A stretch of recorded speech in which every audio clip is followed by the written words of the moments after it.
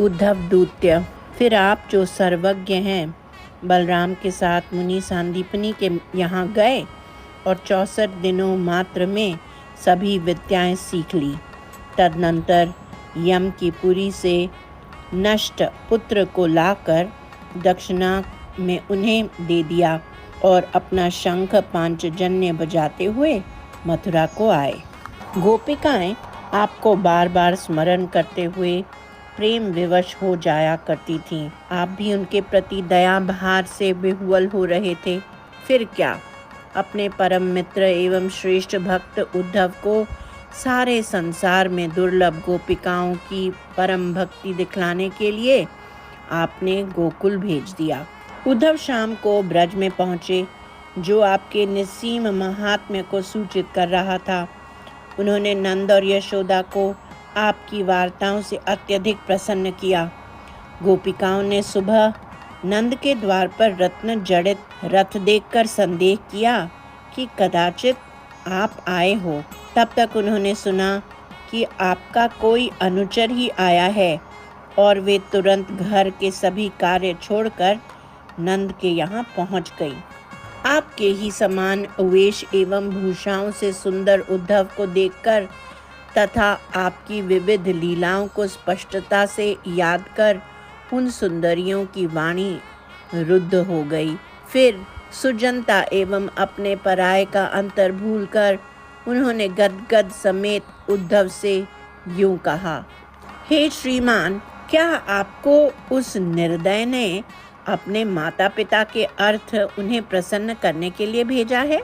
नगर की सुंदर आंखों वाली नारियों का वह पति कहाँ है? हाय हाय, हे हरे, नाथ हमारी रक्षा करे। हे प्रियतम, अमृत स्वरूप वाले आपके आलिंगनों, चुंबनों, उन्मुक्त श्रृंगार चेष्टाओं तथा कपट वचनों को कौन भूलेगा?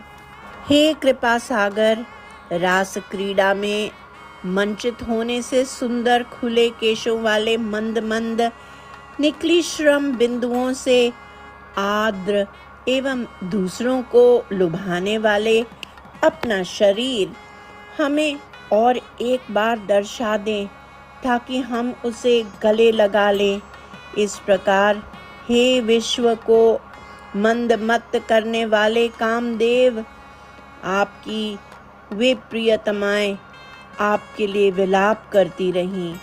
तदनंतर उद्धव ने इस प्रकार के विवश वचनों से अपनी आकुलता प्रकट करने वाली उन गोपिकाओं को तत्व ज्ञान से भरे हुए आपके संदेशों से प्रकृतिस्थ कर दिया।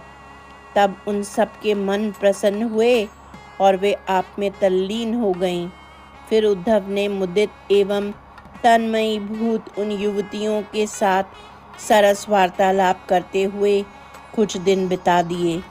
सर्वत्र सर्वदा आपके वृतों के गानों समेत गृह कार्य संपन्न हो रहे थे। आपस की बातचीत का विषय भी आप था।